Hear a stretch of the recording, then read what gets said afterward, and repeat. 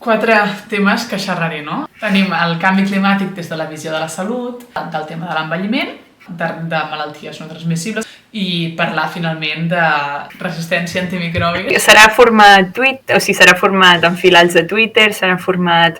M'he posat a la cola del llop perquè cada pilar tindrà un vídeo a YouTube una miqueta més, explicant una miqueta més ampli, potser d'uns 8-12 minuts, un fil a Twitter parlant d'algun tema concret o d'un exemple il·lustratiu o coses d'aquestes, Instagram, un seguit d'Insta-Stories, alguna cosa així, un Twitch en el qual la idea serà portar gent que formin part d'aquestes solucions. Vale.